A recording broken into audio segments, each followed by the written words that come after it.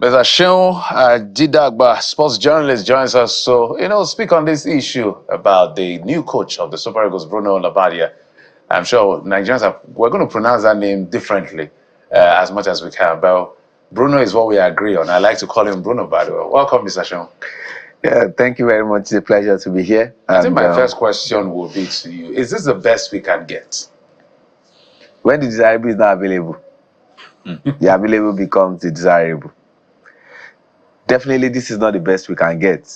And I say it with a sense of responsibility. We always have a way of doing our things that leaves question mark in whatever decisions we make. Exactly 73 days when Finidi George dropped that letter of resignation, we just woke up to appoint Bruno Labbadia. He came out of the blues because he was not part of those that the technical committee were talking to. And just 10 days to the game against Benin Republic, a Benin Republic that has our numbers, a Benin Republic that is coached by General, who is also a German. Now, there were names that were bandied. Names like Jane Anderson of Sweden, Averena, Aitor Karanka, Gustavo Poirier. And you begin to ask yourself that how did this name suddenly pop up? But you also have to look at the NFF, who will tell you there is paucity of funds. And so they had to go for the cheapest option. If you look at the win ratio of Bruno Labbadia, it doesn't exude any confidence. He doesn't have the national team experience. To put it into proper context, he's the 37th manager that the Nigerian Football Federation will be employing, but more importantly, the 6th German that will be having in our ranks, from Kai Hels, Marokze, to Gottlieb Gula, to Betty Vogt, to Manfred Horner, to General, and then Bruno Labbadia. And so the question is, just 10 days to the game against Benin Republic. We went to play Benin Republic in a World Cup qualifier, not in Benin Republic, in Abidjan, in Ivory Coast. In a neutral place. In a neutral place. And I listened to General this morning saying, give him time. He's a good coach, but he will not get one over me. Because I understand the Godswill Akpabio Stadium in Uyo. The stats are there. 487 games, 214 wins, 103 drawn, 170, 43.94%. We all went to school. We all knew that 40% is pass. And so this is just some 3.94% above pass. So we just agree that we are getting a coach of pass. So in university, is that how you finish with the first class, a second class upper, a second class lower, a pass, a third class, and a pass? So we got a pass coach. It looks like you're clearly very unhappy about this, apparently. I always say to people, there is too much anyhowness, if there's any English like that, in the Nigerian Football Federation and how we do things. And I said, from Amaju Melvin Pinnick to Guzo, the difference is the same. I've never heard that before. The difference is the same. But very interesting point you're making. And I want us to bring this together and look at all of the different arguments here and there. And you've mentioned some of them. One is funds. In fact, some have proposed that now is not a time for Nigeria to even be spending money on Olympics. We saw how much they said they spent, over 10 billion naira. We saw, or at least for both of them, but for the Olympics, they got 9 billion or thereabouts. And we saw the result, or lack of it, as the case may be. So funds is a big deal. So some people are saying, instead of spending money on sports, let us take that, for example, the 9-10 billion. We can let Paralympics go because they always get us medals. But take it and invest it in something. And so, you know what? Since we know we're not getting returns from this thing, let us focus on maybe infrastructure. So when you talk about funds, the thinking is if we spend, let's say, I don't know how much Harvey Reynard would want to collect, but if we spend $50,000, people will say, what? How would we be spending that much on sports? So isn't it also a no-brainer to go for the cheapest option? And naturally, and this is by no means an insult to his quality or what have you, but isn't that what you get if you don't have as much money? You don't get first class. You get third class or a pass. Isn't that a no-brainer? Now, I recall vividly that we lost the AFCON final under Jose Victor dos Santos Pesero on the 11th of February, which was a Sunday. And on the 29th... You'll never forget that day, have you? Yeah. And so, when we even got Pesero, the question is, was Pesero the best option for us? It was a no. But he tried to get us to the finals. What was the deal with Pesero? Can I put a question to you? No, I asked the question. No. Can I tell you Go ahead. a good fact? That's the worst performance of Nigeria at any tournament. The stats are misleading. And I tell you why. Nigeria lost about 13 people who passed on as a result of watching the Super Eagles of Nigeria. And what led to that? The hypertensive football that the Super Eagles of Nigeria played. The game against South Africa in the semi-final, we lost about 6 people alone because that performance wasn't anything that was great. Now, when you... I know it's important to put context to issues, and it's really sad that we lost people. Yeah. But we know how football can be. If you're an Arsenal fan, if you're a Chelsea fan, you know what No, let's stay with Arsenal. Let's stay with Arsenal. Yeah, okay, let's stay with I shouldn't Arsenal. come to With Chelsea. all respect. Okay. You know how much of a roller coaster football can be. The place you are going to, don't talk about Arsenal. Okay. Not anymore, right? You should leave it at Chelsea. Because that's the pride of London. Oh, there you go. So you know how football can be. I know. Normally, it's a very emotional sport. Yeah. I mean, it's sad we lost people, but I mean, football is football. Football is football. Now, when Pesero left on the 29th of February, he left because initially when he came, he was earning $70,000 A month. a month. The NFF reviewed his contract and dropped him to $50,000. And after the final, he felt, I've taken you people to the final, I can still go one step further. And he was requesting for $120,000. And that was the reason they could not engage him. Now look at the Nigerian Football Federation and how classless we do things. Somebody had left the position on the 29th of February. They did not appoint Finidi George until the 29th of April. And you now tell us that the reason you appointed Finidi was because he has spent about 20 months with Jose Pesero. If you knew that he has spent 20 months with Jose Pesero, they say if it's not broken, you don't fix it. You allow him to continue. You'll have made that announcement early March. More importantly, I asked a question. I love Finidi George as a footballer, but I didn't like him to take up that job. And it was like he was being set up to fail.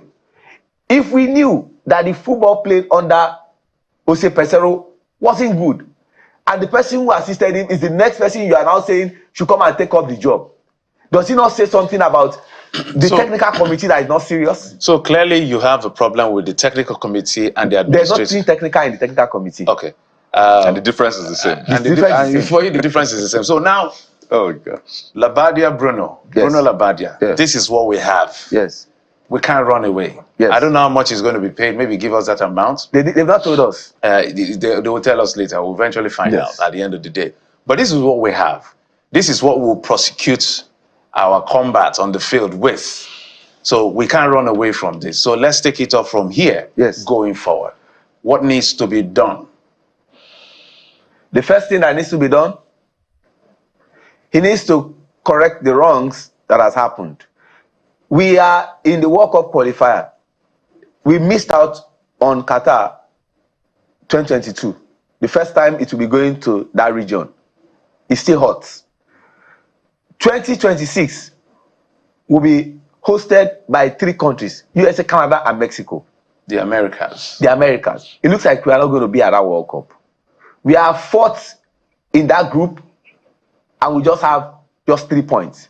Now, looking at the group of the World Cup, we have countries that love cricket, because I'm a cricket person, than even football.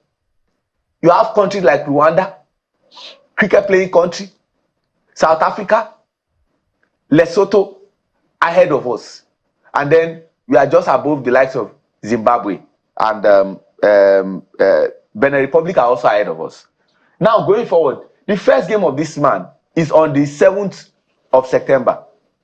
The Super Eagles of Nigeria must show some high level of commitment, because in the 2 games against South Africa and Benin Republic, the Super Eagles of Nigeria were not serious.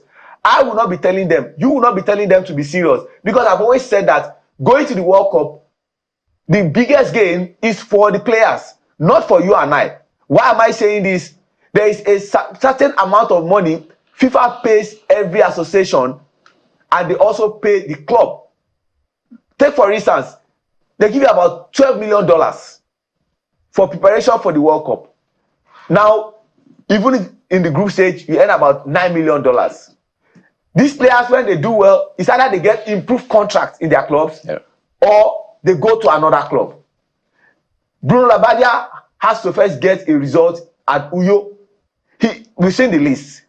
He was not the one who drew up the list. The list was drawn up by members of Nigeria Football Federation. But will they be the ones want to take charge of that game? He's taking charge of the game. I think it's meant to be Augustine Gabon. Yes. No, he's taking charge of that game, and they said it's with immediate effect. So less than 10 days to the game against Benin Republic, with General who understands Uyo, who has played there when he was appointed sometimes in 2016, will now be coming up against a manager who did not draw up the team, but needs to galvanize them to get the result.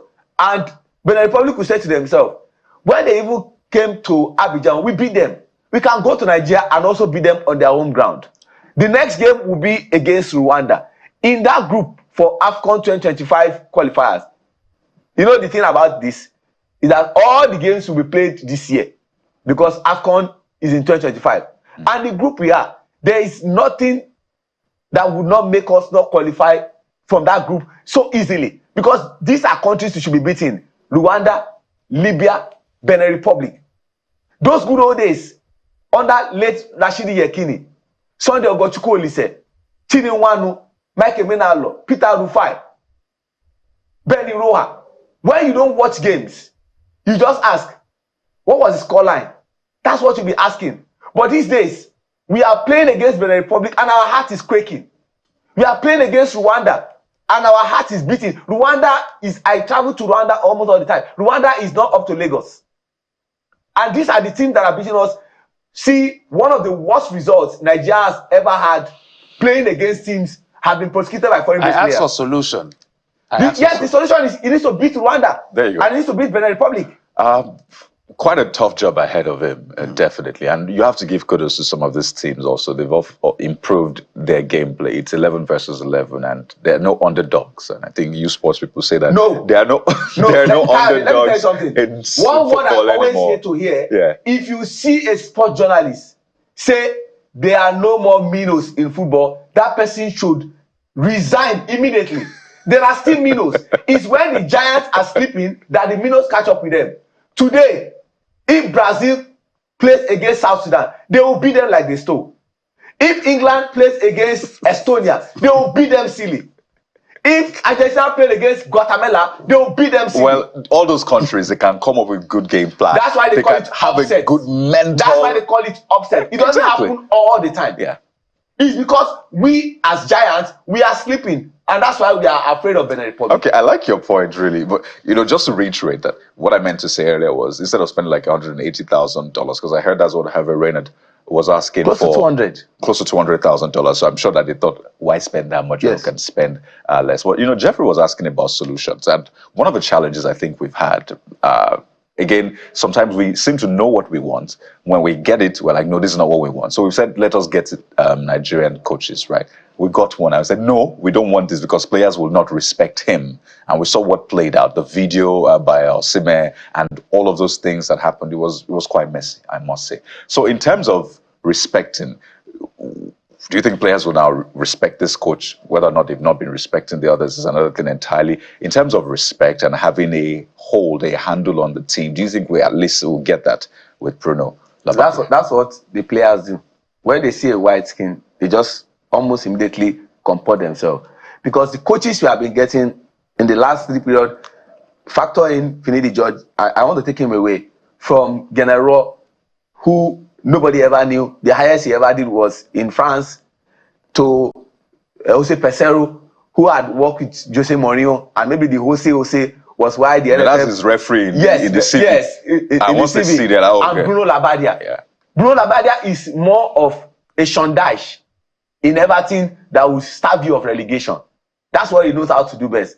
Not like he's that coach. Even when he was playing for the German national team, he only had 2 caps. The way you're sounding, I feel like we should sack Labadia. Like, no, it's not like we should sack. We have gotten Labadia. There's nothing we can do. So what I'm just saying in essence is that the players will not start under Finidi George. The players weren't responsive.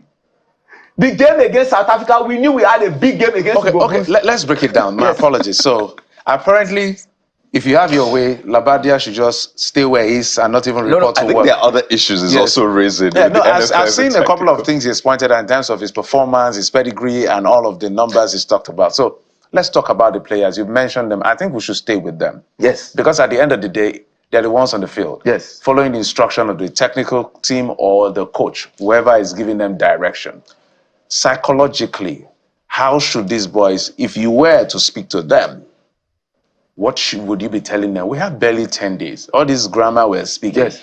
In 10 days, we'll be having 90 minutes to reverse the mess we left off as far as the other qualifiers are concerned. You've mentioned teams like, naturally, we should say, okay, you're playing Rwanda. Okay, we'll not watch the match because we have the numbers.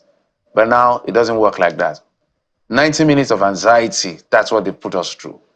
So what will you be telling these players as far as that first match is concerned? Because that's what got Finidi George, that made Finidi George to resign. It looked like it was set up. First match, abysmal. Second match, abysmal. And then he had to leave.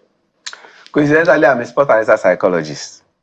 Now, what I'll be telling the players is, I don't want to hear before the game, all those newspaper headlines, we'll spill blood, we'll die on the field. Don't give me that line. You are a big team, and you people are big players. Show them why you are Wilfred Ndidi. Show them why you are Victor Osimhen. Even I have issues with that. I would have thought that Victor Osimhen should have been invited at all for this game. The last time Victor Osimhen played, Kayode, was on May 26th. Like any match at any football competitive match game. Yeah. So it's match rusty. Show them why you are Ademola Lookman. Show them why you are William Troost-Ekong. Show them why you are Stanley Nwabali. Show them why you are Ola Aina.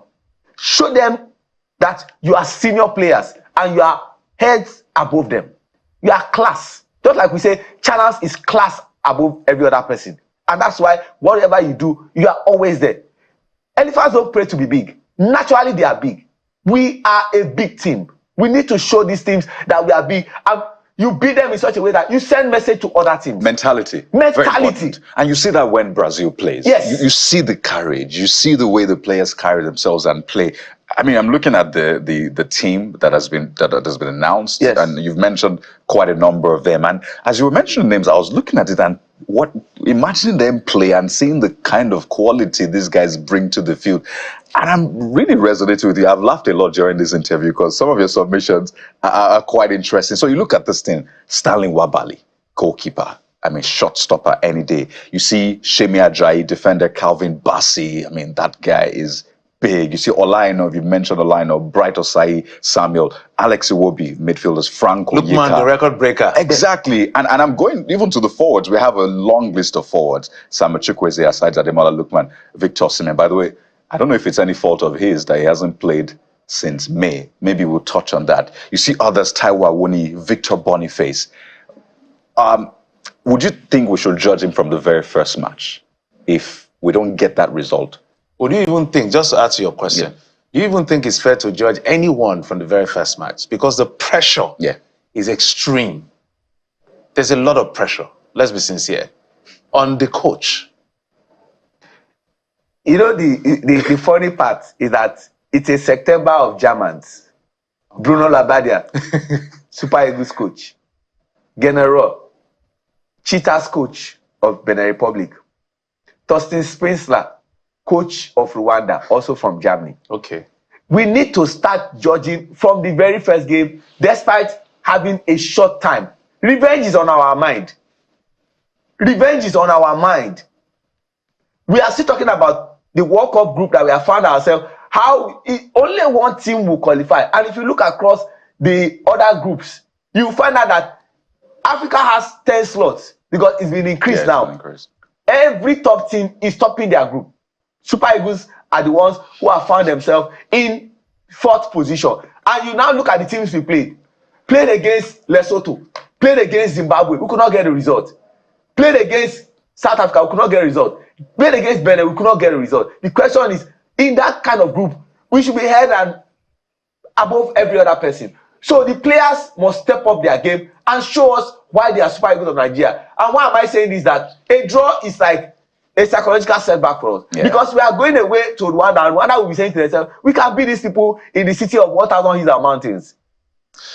Quite a valid point. I don't know if that's why you now you have a love for cricket. Maybe we'll talk about that another day. Maybe you've seen football and you said, well, the heartbreak with football is a lot. Let me have a side chick in place of cricket. Is that why?